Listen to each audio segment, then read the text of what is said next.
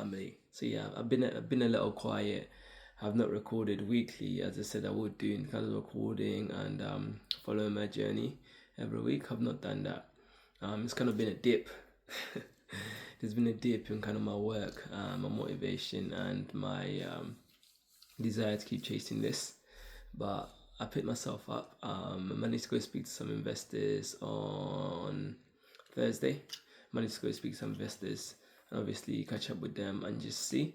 And I managed to get 3 people obviously on board at the moment. 3 people on board willing to invest in the property.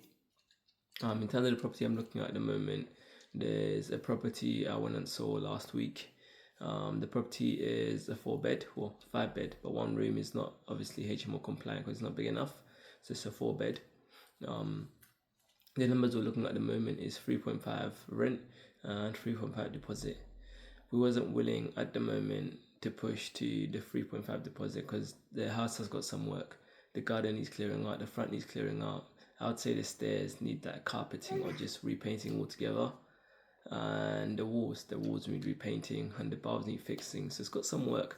But the landlord, I'm speaking through a deal sourcer. So I passed the deal source to still myself.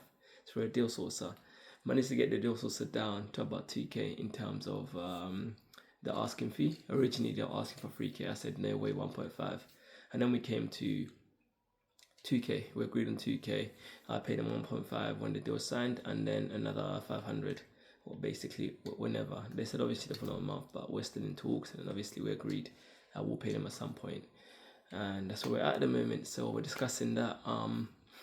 Got another investor meeting today in terms of the people that want to come on board and invest. One of them at the moment put in an email is going to invest 2k. That will take us to 5k. At the moment I still only got 3k. My sister's money is Monzo have locked it up at the moment, so at the moment I'm still only at 3k. And that's where we're at the moment. If obviously he brings 2k and they bring another maybe 4k, that will take us up to a solid 9k. If they only bring like 3k, still it takes us up to a solid 8k. I feel like we can make that work and we can get our first property.